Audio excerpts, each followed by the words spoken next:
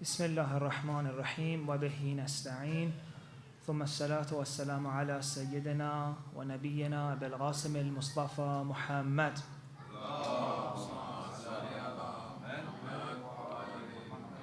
وعلى آله الطيبين الطاهرين لا سيما بقية الله في الأراضين. Dear sisters and brothers, Assalamu alaikum.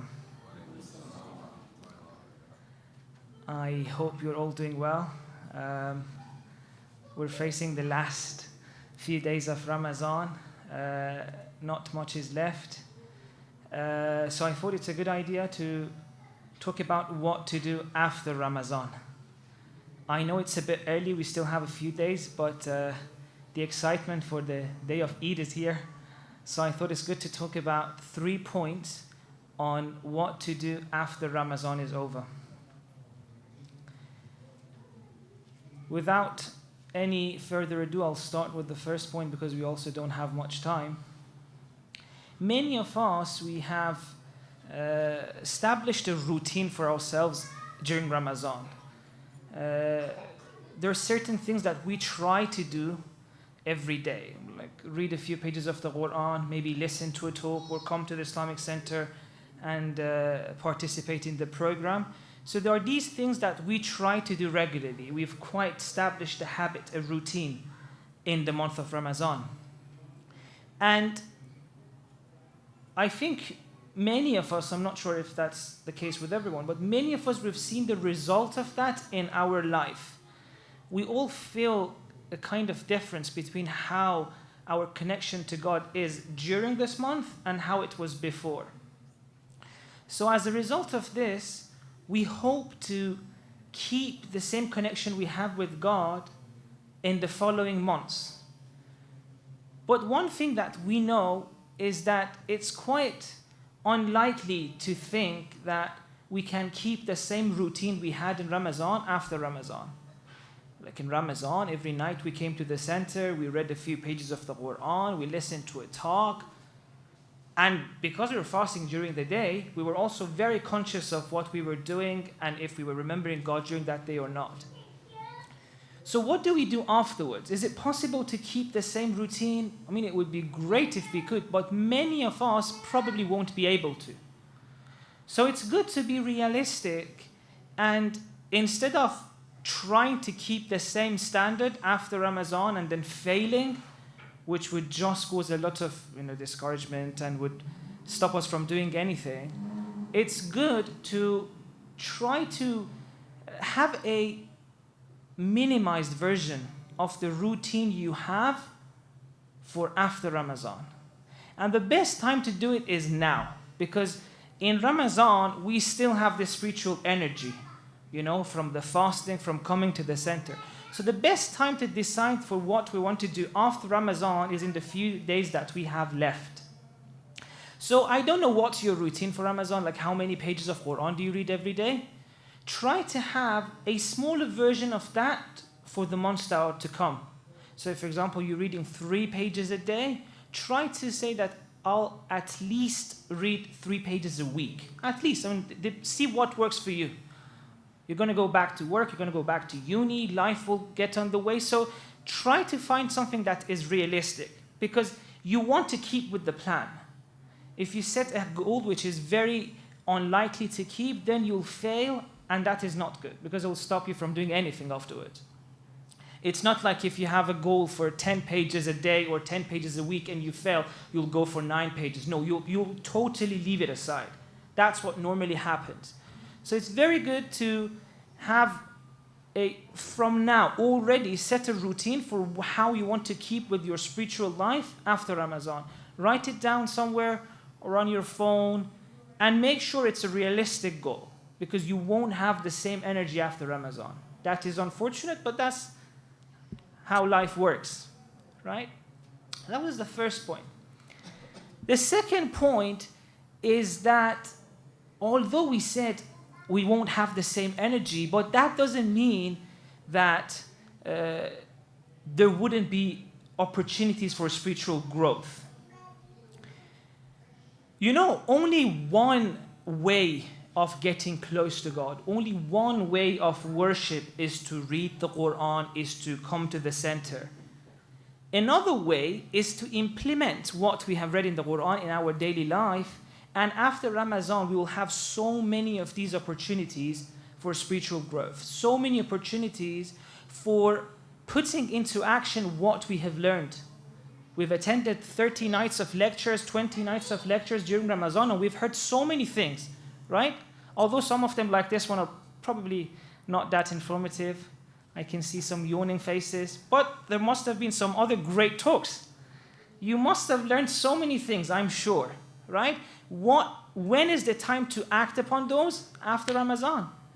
So don't feel like just because you don't have the time to come to the center, you don't have time to read as many pages of the Quran as you could, like you can't grow spiritually anymore. No, actually now the time is to put into action what you've learned. I want to share with you a small story that I read, and I think it was very beautiful, and it will pave the way for the second point that I want to mention. The story was this, that a traveler once is visiting a city, and he sees two men are working really hard. They're moving stones, big pieces of stones. These two workers are moving them from one place to another place. One of them has sweat all over his face, looks quite grumpy, restless. He's just trying to finish this, like he's being told that you need to move these sets of stones to the other place, and he just wants to get done with this. But the other worker, although he's quite tired as well, because the task is tiresome, so he has a bit of sweat on his face, but he's not as grumpy as the other one. He's not restless. So this traveler goes to both of them and asks them, "What are you doing?" The one who was restless says that, "Well, I'm paid to move some stones." But the other one, that wasn't quite restless, although it was difficult, but he was enjoying what he was doing. When he was asked, "What are you doing?" he says, "I'm building a mosque." They're both doing the same thing. They're moving the stones. But one is only focusing on what's happening right then, but the other one is focusing on what this would achieve, right? They were both working to build that mosque, but one was only focused on the difficult task at hand, while the other one was thinking about the result, right? So I'm going to use this anecdote to mention the second point, and that is that we should look at life as an opportunity for growth. Everything that happens in our life is a lesson, is an opportunity, right? I remember once a friend of mine who just got married told me that before marriage I was more spiritual. And I asked him, "How is that possible? So what's happening? What happened after marriage? Is she like forcing you to do things that are not spiritual?" And he says, "No, like before marriage, I had so much time on my own. I could read the Quran, I could like read books. Now my wife wants me to do this for her, or like spend time with her, or do these chores for her."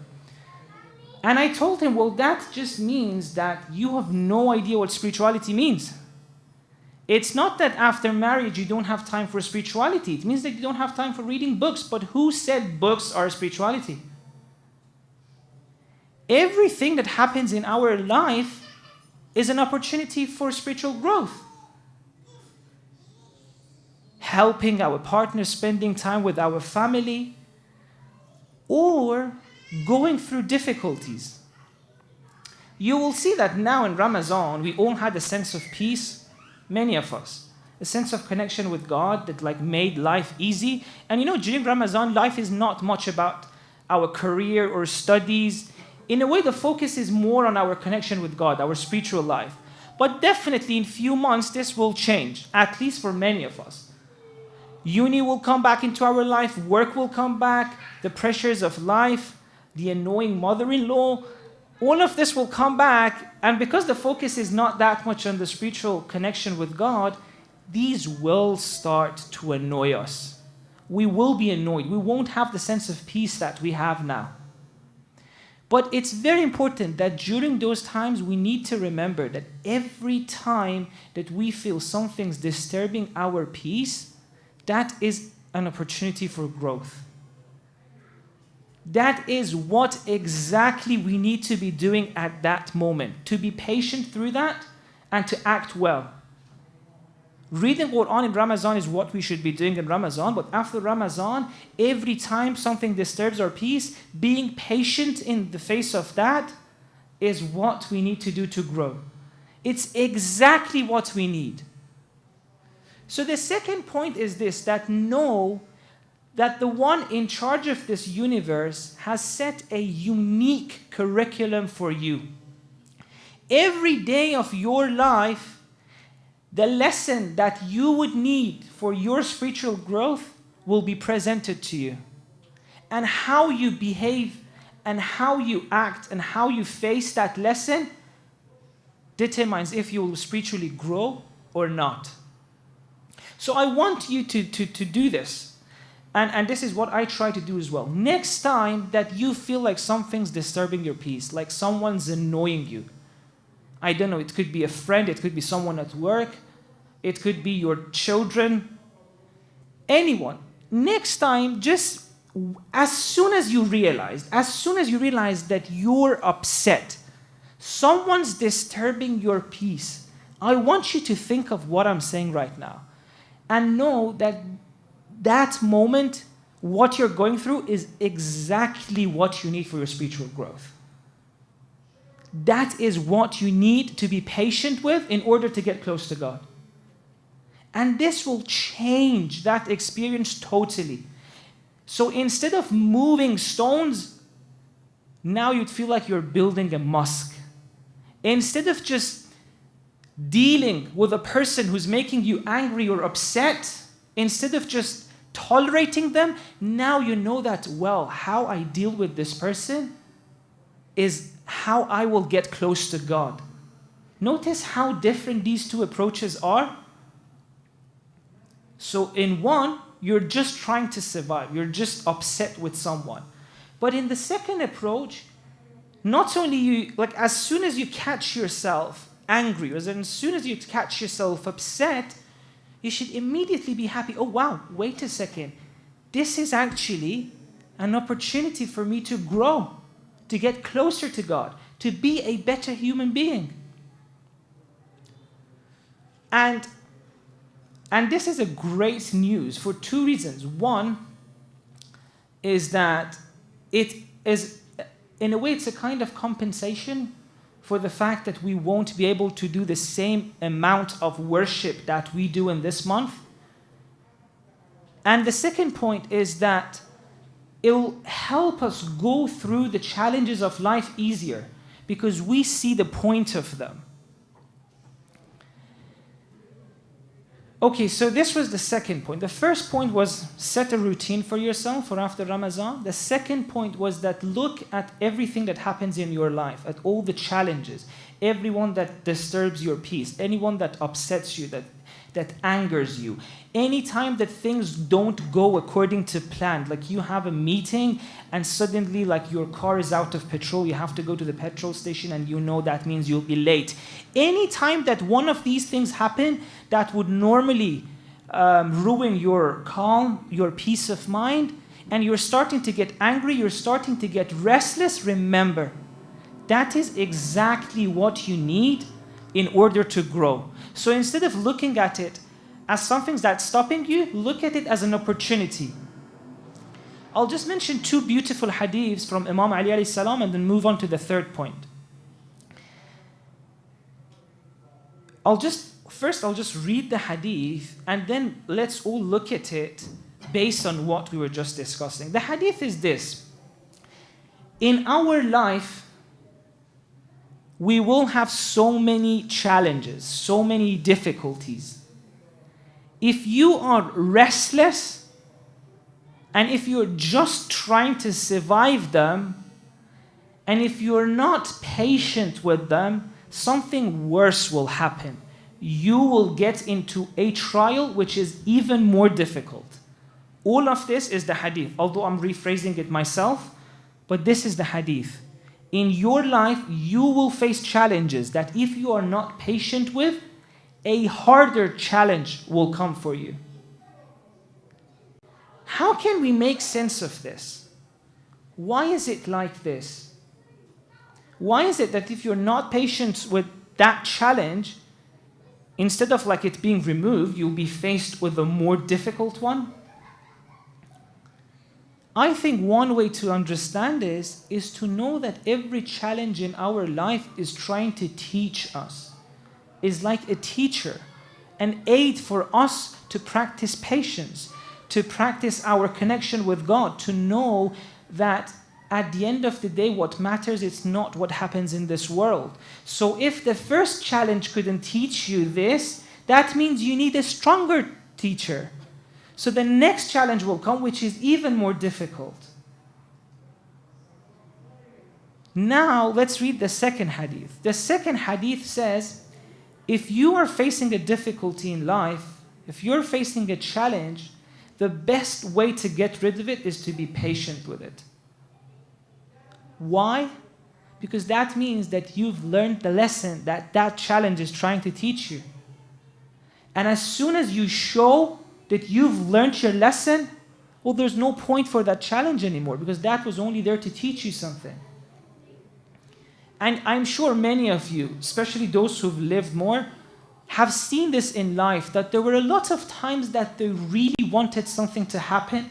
They worked really hard for it. They planned for it. And it just wouldn't work. Like 10 years of praying for something to happen, to work, and it just wouldn't work. And as soon as they gave up, they let go, they told God, well, if you don't want this to happen for me, I'm cool with that. As soon as they said that, it actually happened. I don't know how many of you have experienced this. I have. And we have this even in the Quran, what happened to Prophet Abraham. He was told to do that act to sacrifice his son. And he accepted. And as soon as he accepted, the task was removed. You will see this a lot in your life. That there's also either something you really want, but it's just not good for you. As soon as you let go, as soon as you understand that that is not that important, you'll actually have it. Life will give it to you because now you've learned your lesson. Or the other way around, something's very difficult and you're not accepting it. You're just not accepting that this will be part of your life. You have another view of how your life should be and you're not letting go of that. And that difficulty won't go. You keep praying for that difficulty to be removed and it won't. But as soon as you accept it, sometimes it gets easier, but sometimes not only it gets easier, it's totally removed. And you're like, well, all those years that I cared and I prayed, it didn't go. Now that I'm okay with it, now that I accepted it, it's gone. Well, because it was a lesson. Life is a lesson. Everything that happens in our life, it's a lesson for us. And we should know that for every person, there's a specific curriculum. All of us, we have unique lessons.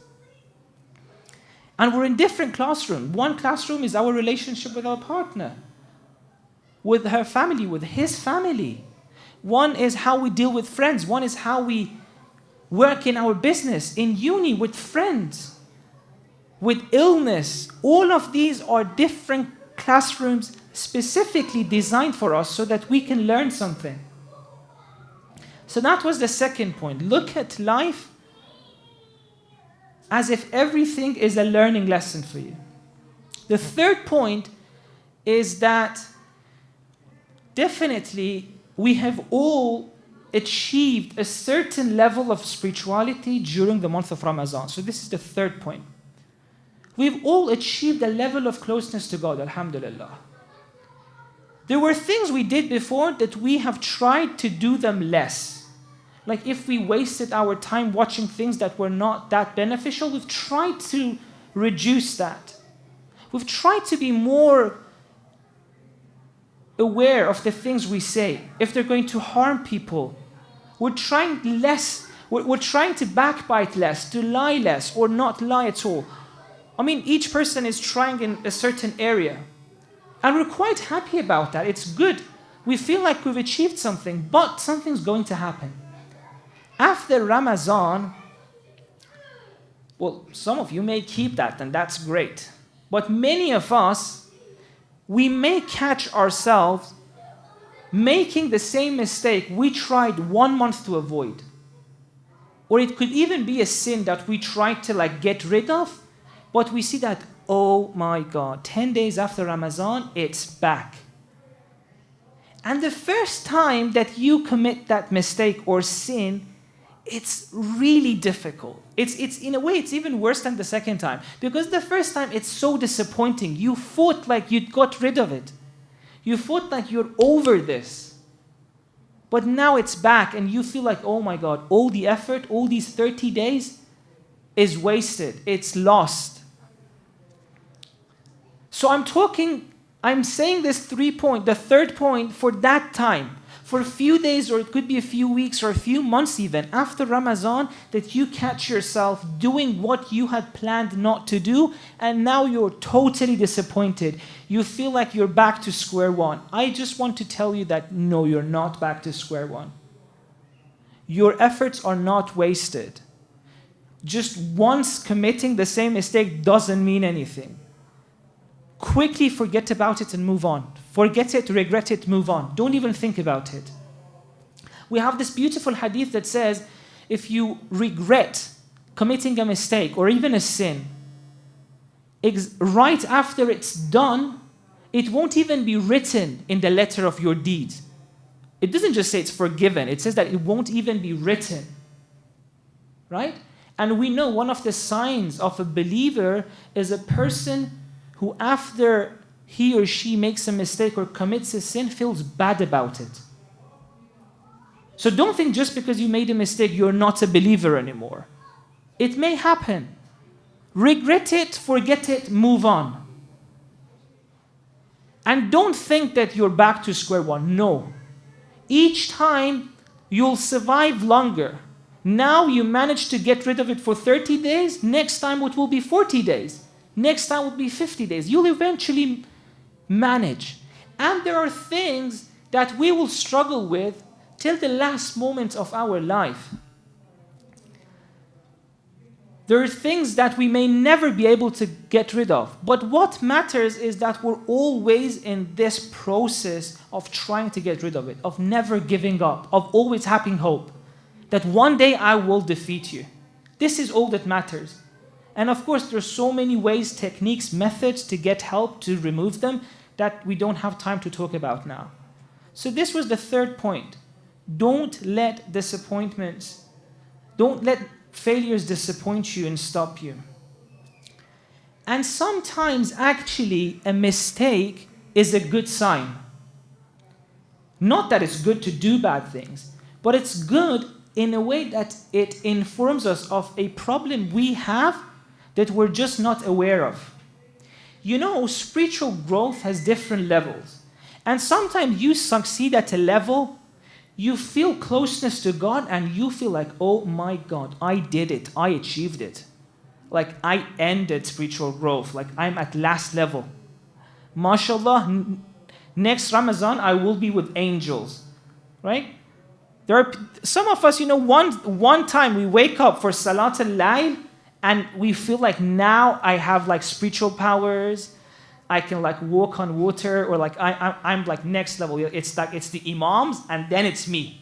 There was I know I've seen a lot of people who when you ask them what are your weaknesses in life, they'll think I can't think of any weakness really. I'm not doing any sin. I'm doing all my wajibats. MashaAllah, I'm great. I'm amazing. Nothing wrong with me. So for a person like this, they give an example of a container of water. Water, if you leave it for a certain time, all the dirt in it will go at the bottom, and the water, you look at it on the top of the container, looks very pure. But all it takes is one stick. Put it in the container, move it a bit, and the dirt will come up. So sometimes when we're not challenged, when everything's great, when all the people around us are the people in the center, we feel like, oh, I'm so calm. Nothing can make me angry. I'm so loving to my partner, to my family. MashaAllah, I'm great. But all it takes, for example, is to, like someone, like you're driving and then someone drives in front of you, takes your way. It's as if someone taking a stick and in your container moving it, the dirt will come up. You'll suddenly get angry. But at that moment, it's important to realize that your efforts are not wasted. You've gone to the next level. Now you know part of the problems you had that you were not aware of it. Life, this, like what that person did to you, was just to tell you that you are not still over anger. Yes, you're over anger in easy things, but this is the second level. Now work on this. You'll work on that. Someone will come and move the stick in another area of your life. Another dirt will come out. And that would be another opportunity to know, oh, I have that problem too. And this will definitely happen after Ramadan. You thought you'd never get angry, but you will get angry again. Because that was a part of your character that you were not aware of. And this is an opportunity for you to fix that. So I'll just end. I wanted to end it in another way, but I just remembered a beautiful point, so I will try to end with that. And this is a point that I heard from my father, Sheikh Shomali. Because this example of the container is actually from him. And he gave that example when he was talking about Lady Zainab. You know, in normal circumstances, we all behave well. Like none of us is right now swearing at the person next to them, right? We're all sitting here behaving, very well behaved, everything's nice. But as soon as something goes wrong, like we want something and it's not given to us, or we want something that another person wants as well, or as soon as life pushes us a bit, then certain traits come up. You've seen people who behave very well, what they do on Black Friday. There's a sale for a 50-inch LED, and in order to get that, people actually walk over each other. Why? The day before, everyone was behaving really well, but something comes and shows the dirt at the bottom of the container. And we see this, like if just suddenly we're walking in the street and someone just slaps us in the face, we won't just sit like the way we're sitting now. We'll definitely show some anger. We'll say something. But now think of all the difficulties that Imam Hussein and Lady Zainab went through on the day of Ashura.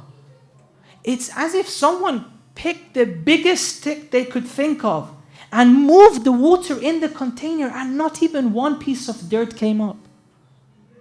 They killed all their family in one day, all their friends, and not even one bit of anger or bad behavior came from these people. The whole container was pure water, not even a tiny bit of dirt at the end, and they did everything they could. There's this beautiful line that Imam Hussein says that's just like, it's so shocking. So on the last moment, Shimr is sitting on the chest of Imam Hussein. And a drop of tear comes from the eyes of Imam Hussein. Shimr sees that, and with his simple mind, he tells Imam Hussein, oh, now, so you're crying. Now you know that you made a mistake, like sacrificing your life for your God. Now you know. Now you're regretting it. You're crying. And Imam Hussein says, well, no, actually, this is not for myself. Interestingly, it's not for his family either. He says, I'm crying for you. Because you were a creature of God, and I'm just sad that you wasted the opportunity that God gave you, the gift of life, and you became this person that you are now. Do you know who you could have become? Imagine how beautiful, how pure the water in the container of Imam Hussein must have been, that after this person killed his whole family and now is sitting on his chest to kill himself, no dirt comes up. It's just beauty. No matter what they do to him, nothing can make him act wrong. So I end here, inshallah. I hope and pray that God enables us to make the most of the remaining days of Ramadan and then continue our spiritual growth in the months after. Assalamu alaikum wa rahmatullahi wa barakatuh. Please recite salawat.